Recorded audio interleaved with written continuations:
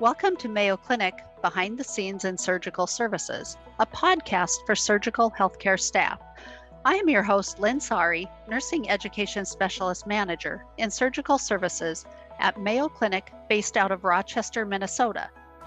Mayo Clinic, Behind the Scenes in Surgical Services podcast focuses on collaboration, innovation, and inclusivity within surgical services at Mayo Clinic.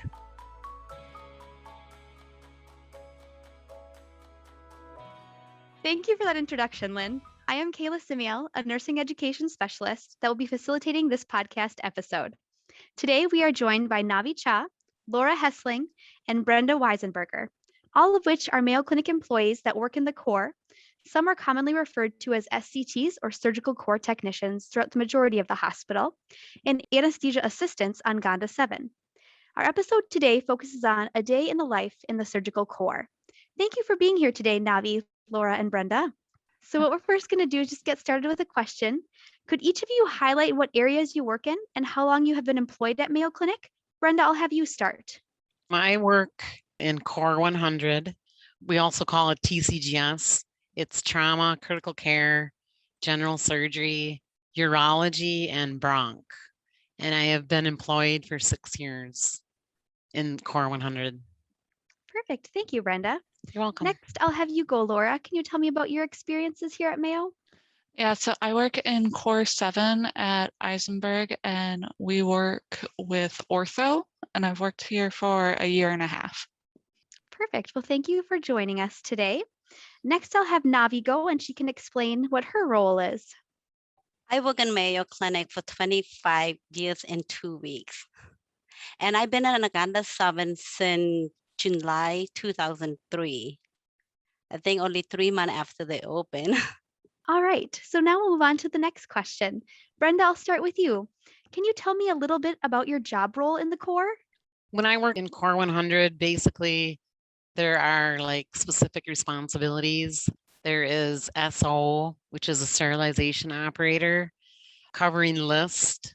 So Core 100 has the north and south. It's a long core, but one person will always cover the north end, that cover the ORs, and another person will cover the south end with the ORs and any outside rooms that our surgeons are involved in.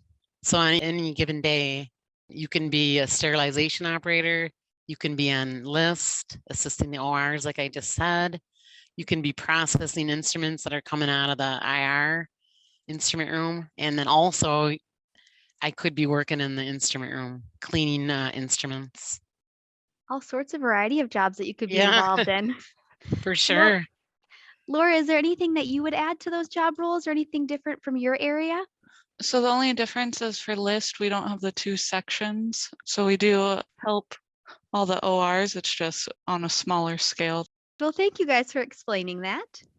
Next, Navi, I'll have you explain how your roles differ on GANDA 7.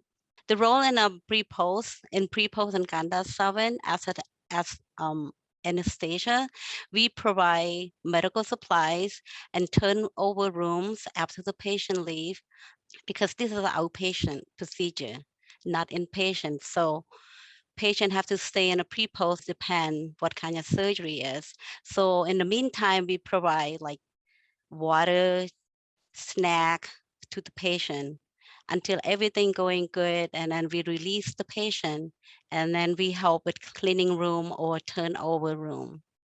That is for the PrePost.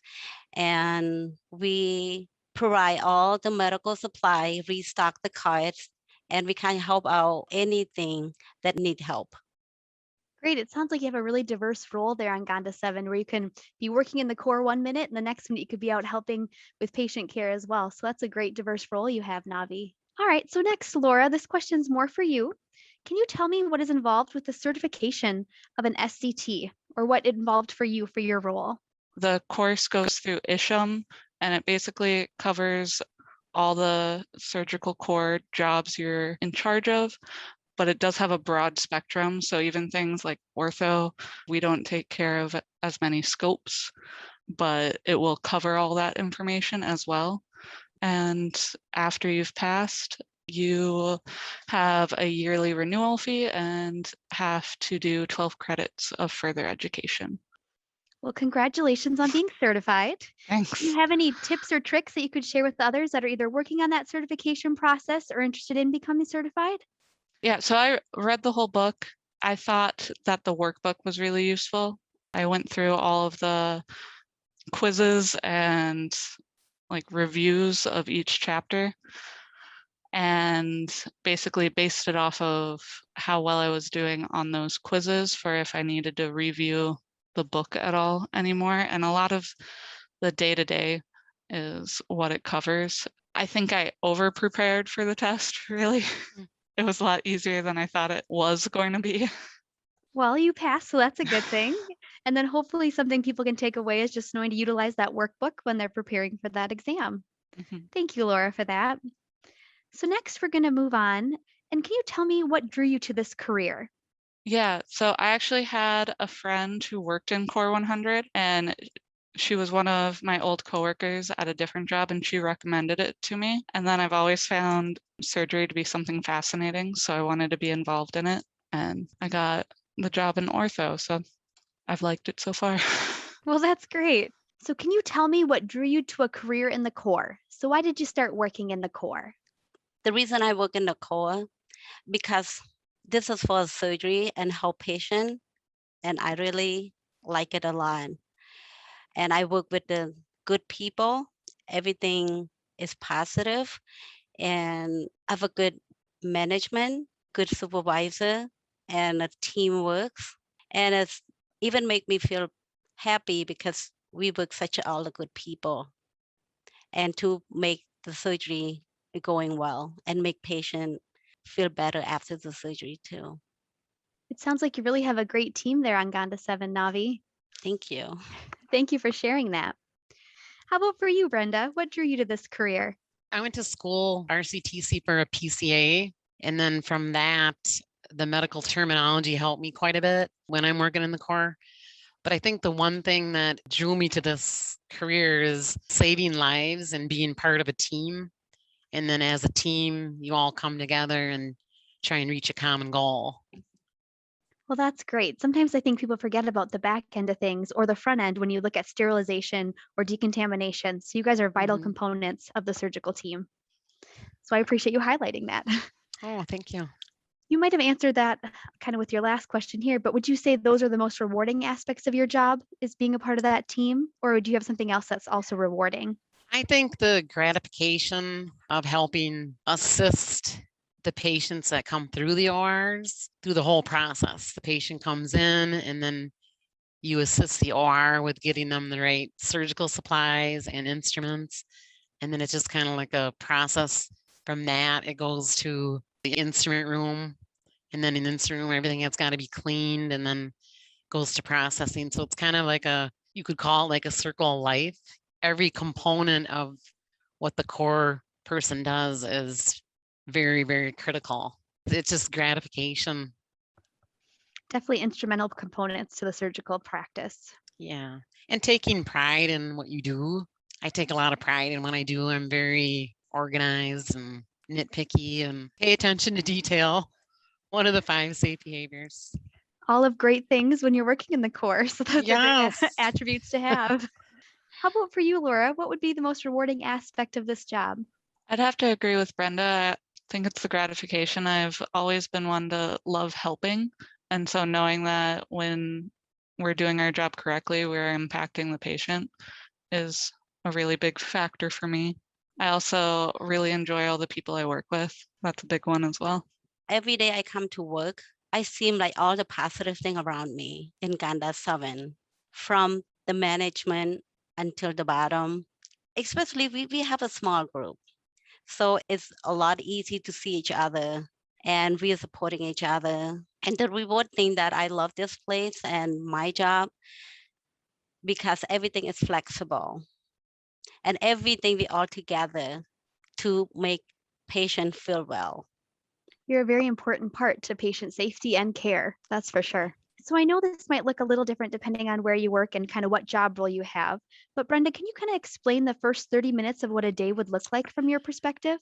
Initially, we have a meeting, which is the SBAR, that the overnights, being that I work on first shift, The overnight team will SBAR off or communicate everything that's happened in the different areas of SO list, what's in the instrument room, have the wash checks been done in the instrument room, things like that. If there's any biological indicators for the sterilization process. So we do that. That's about probably 10 to 15 minutes, depending on how busy it's going to be that day. And then from there, we get our assignments and we go ahead. Like if, let's say if I were to be on list, I would go to the list and I would have the cell phone. And then I would get my SBAR from the person again to make sure that everything's in line, that you're not missing anything. So the first 30 minutes, I kind of to walk around and see. We have several of the surgical OR. So then I kind of look around, what is a priority that we have to have done? And what else that we have to prepare for the next procedure? So for the first 30 minutes, everything going good for the day. And seem like everybody helping each other and support each other. And we communication, what have to need it right now or later. Great, thanks for highlighting that. So what advice would you guys give to people that are interested in kind of joining this kind of career path? Laura, what about you? I'd say attention to detail is very important. And then if you do get hired, going through that ISHM book early, it does have information that can help kind of answer questions that you might have on the positions you're learning. Also, time management is a really important one. It's easy to feel overwhelmed too, but there are a lot of people there that will support you and give you help. Those are great insights. Thank you. How about from your perspective, Brenda? What advice would you give to people interested in being an SCT?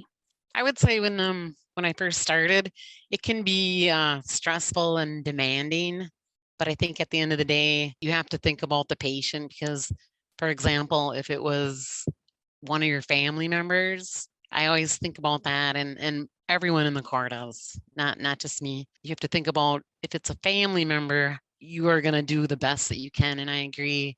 You have to pay attention to detail because every little attention to detail is very important.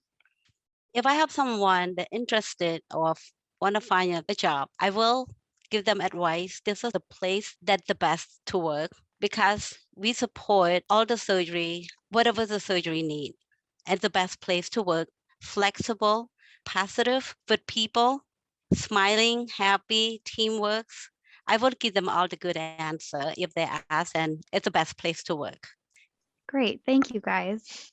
So kind of concluding here, can you highlight for the listeners one main takeaway that you think they should get from this episode of A Day in the Life of the Core? I'll have you go first, Laura. The main takeaway I would give is probably that our job is a small but critical role in surgery, like the decontamination of all the instruments and the sterilization go a great distance in the actual surgery itself. That's a vital component. Thank you for sharing that. And what about you, Brenda? What takeaway would you give to others? I would say appreciation for the hard work that we do, taking pride in your work, the awareness of the job. I mean, you can either be really serious about it or you can be not so serious, but in the end, you have to really think about who is going through surgeries. And I think another thing is respect. You have to respect people and try to do that in a professional manner.